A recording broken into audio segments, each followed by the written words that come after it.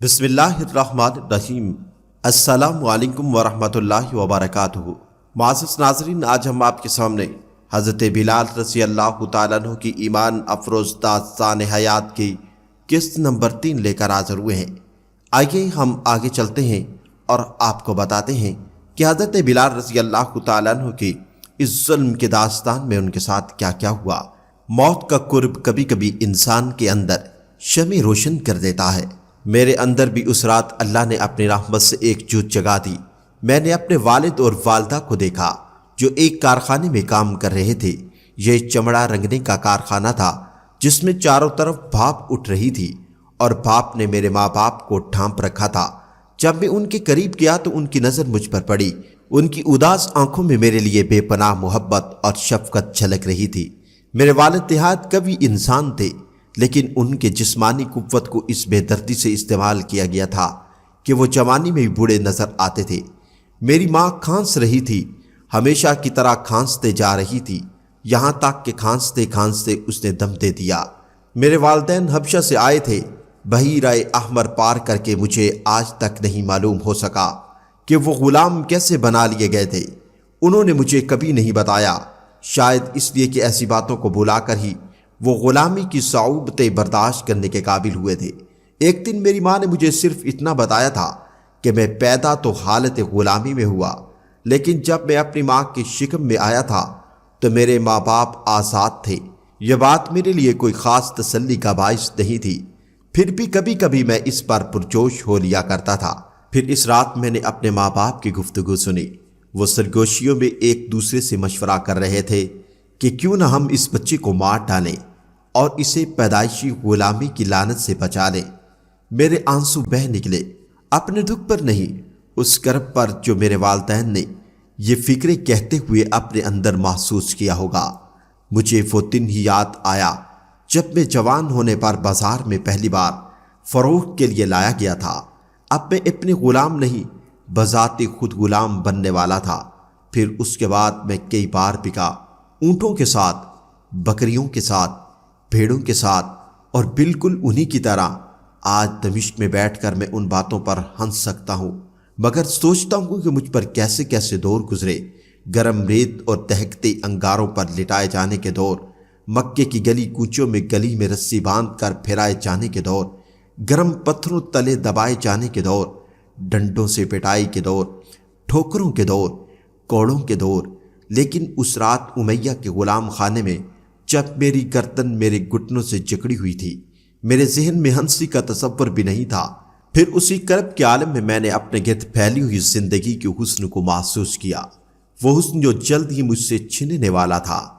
چاند تارے دن رات، آتے جاتے موسم، دریاؤں پہاڑوں میدانوں اور جنگلوں میں جیتی جاگتی رنگ برنگی مخلوق، اور ان سب کا سردار انسان اپنی تمام آرزوؤں، امنگوں اور اداسیوں، خوشیوں، مجبوریوں، کامرانیوں اور قربانیوں کے ساتھ۔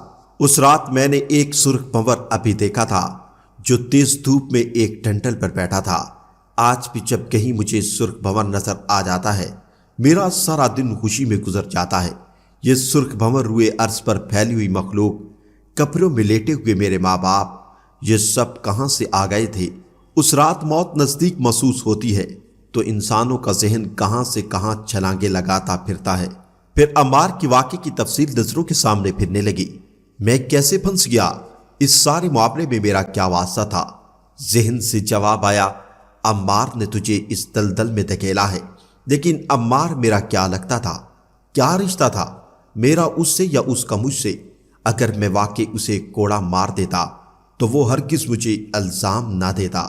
اسے پتا تھا کہ غلام حکم و دولی کر ہی نہیں سکتے، بلکہ اس بیچارے نے تو خود کوڑا میرے ہاتھ میں تھما دیا تھا، لیکن پھر بھی میرا ہاتھ اس پر نہیں اٹھ سکا۔ دراصل اس میں عمار کا قصور نہیں تھا، میرے اندر حبشی غلام بلال کے اندر کوئی کہہ رہا تھا کہ کچھ بھی ہو، آج حکم کی تعمیل نہیں ہوگی۔ غلام خود تو ایسے فیصلے نہیں کر سکتے، اور غلام تو کوئی بھی فیصلہ ایسا نہیں کر سکتا۔ فیصلے بغیر اختیار کے نہیں ہوتے، اور غلاموں کے پاس اختیار کہاں؟ تو پھر کوڑا میرے پاس سے کیسے گر گیا؟ غلام کو تو خود اپنے آپ سے ڈر لگتا ہے، پھر کیسے ہو گئی مجھ سے یہ حکم و دولی؟ میں نہ بہادر تھا نہ احمق کی بغاوت پر اتر آتا۔ پھر کہاں سے آیا مجھ میں یہ حوصلہ؟ اس کا جواب کہیں اور تھا۔ یہ حوصلہ مجھے محمد صلی اللہ علیہ وآلہ وسلم سے ملا تھا۔ رات پر میں غلام خانے کے فرش پر درد کے عالم میں پڑا کراہتا رہا۔ رسیوں سے جکڑا ہوا، رسیاں میرے زخموں میں دھنسی جاتی تھیں، اور میرے ذہنی کیفیت ایسی تھی جیسے اندر ہتھوڑے چل رہے ہوں۔ تھوڑا سا خیال یہ بھی آتا تھا کہ اگر صبح میں ان کی خوشامد کروں، واسطے دوں، منت سماجت کروں، ان کے قدموں پر سر رکھ دوں، تو شاید مجھے زندگی اور موت کے درمیان ایک حد فاصل میسر آ جائے۔ کوئی امید تو ہوگی جو میں زندہ تھا۔ صبح ہو رہی تھی۔ میں نے گہرے گہرے سانس لے کر نئے دن کی تازہ ہوا کو اپنے اندر جذب کیا، مگر اب میرا ذہن پھر اس ایک اللہ کے تصور کی طرف چل پڑا۔ ان دنوں میں بالکل ان پڑھ تھا۔ میری سوچ میں کوئی ابجد شامل نہیں تھی۔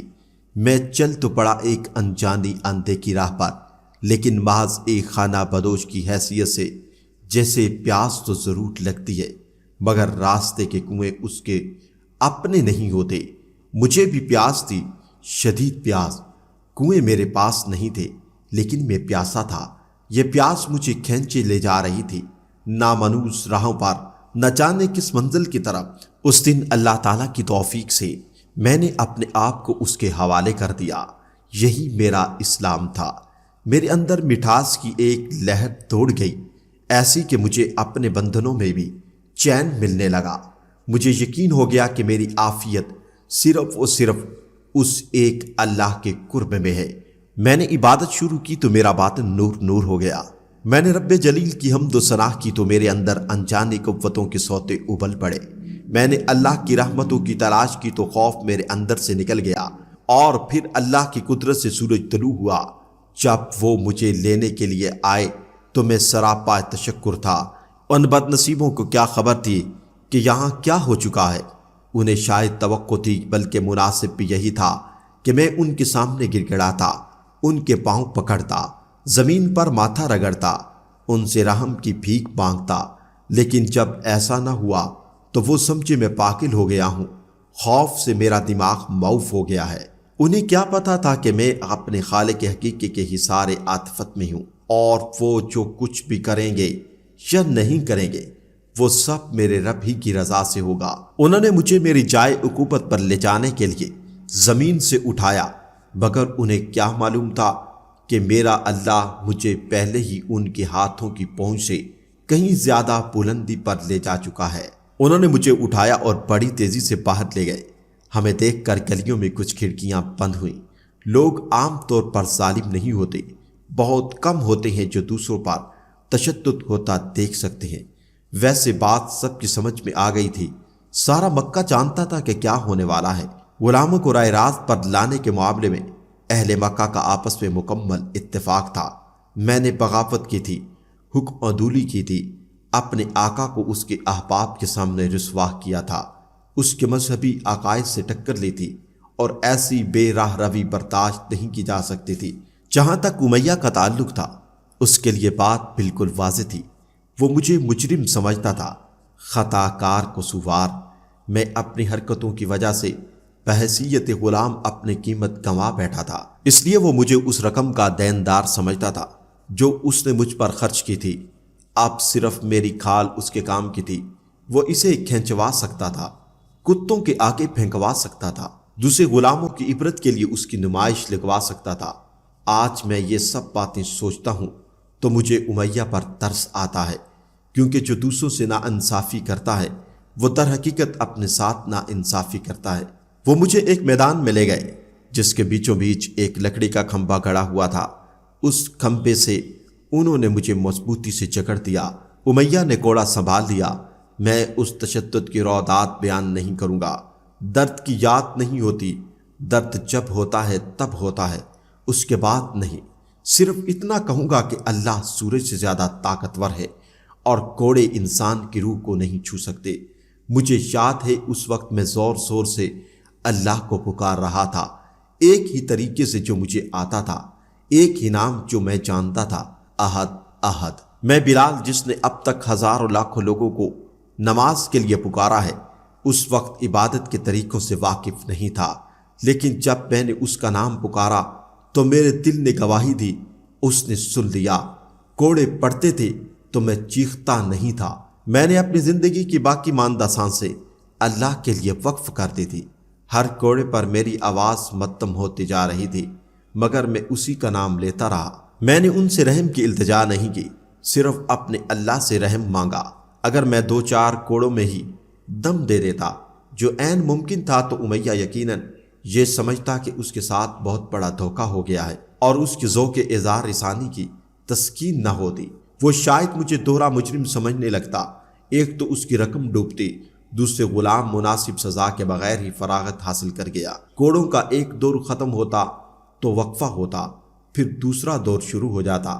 ایسے ہی مختصر وقفے میں ابو سفیان کی بیوی ہند چھاتا لیے ہوئے خوشبوؤں میں بسی ہوئی میرے پاس آئی اور کان لگا کر میری نحیف آواز سننے کی کوشش کی۔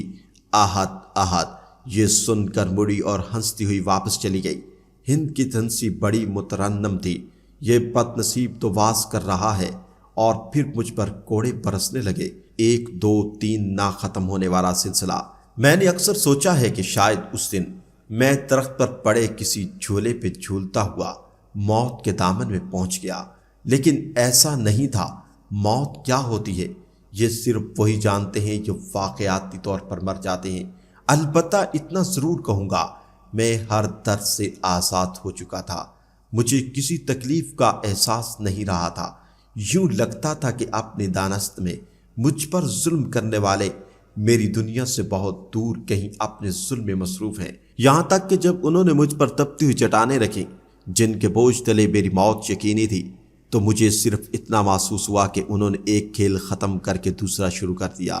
میں ان کی پہنچ سے بارہا دور ہو چکا تھا۔ ان کی حرکتیں مجھے احمقانہ لگ رہی تھی اور بالکل بچگانہ جیسی۔ مجھے وہ پھر ایسے لگ رہے تھے جیسے اوقاس کے میلے پر ناچنے والی بھیڑیں۔ پھر میں نے آنکھیں بند کر لی اور چہرہ آسمان کی طرف اٹھا دیا۔ مجھے اپنے سامنے سرسب شاداب کھیت نظر آنے لگے۔ چاروں طرف پھلوں سے لدے ہوئے درخت تھے۔ میں نے بہتے جھرنوں کی گنگناہٹ سنی۔ مجھے اپنے اوپر ایک روح پرور سائے کا احساس ہونے لگا۔ پھر میں ایک نہایت خوبصورت باغ میں داخل ہو گیا، جہاں ہر رنگ ہر نسل کے نوجوان مرد عورتیں سیر و تفریح میں مشغول تھیں۔ ان کے چہروں پر وقار تھا اور ان کے پور پور سے خوشیاں پھوٹ رہی تھیں۔ انہوں نے مجھے خوش آمدید کہا اور ایک فوارے کے پاس لے گئے، جہاں میں نے پانی پیا، اتنا کہ میری روح کی پیاس بجھ گئی۔ مجھے ایسے لگا جیسے میں ذات باری تعالیٰ کے قرب میں ہوں۔ میں نہیں جانتا یہ کیا تھا، وہم تھا، خواب تھا، کوئی وجدانی کیفیت تھی، کوئی ما فوق الفطرت کرشمہ تھا۔ کوڑوں سے میرا دماغ معطل ہو گیا تھا، یا محض میری ابتدائے تباہ تھی، یا پھر اس کیفیت میں یہ سارے ہی عناصر شامل تھے۔ بارکیف جو کچھ بھی تھا جلدی ختم ہو گیا، لیکن میں آج بھی اپنے آپ سے پوچھتا ہوں کہ بلال، کیا واقعی تو نے جیتے جی جنت بھری کو اپنی آنکھوں سے دیکھا ہے؟ معزز ناظرین، آپ سے گزارش ہے کہ ہمارے چینل فیضی وائس کو سبسکرائب کریں، ساتھ ہی کے بیل آئیکن پر بھی لازمی کلک کریں تاکہ آپ کو ہماری ہر آنے والی ویڈیو کا نوٹیفیکیشن ملتا رہے۔ اللہ آپ کا، ہمارا اور تمام امت مسلمہ کا نگہبان ہو۔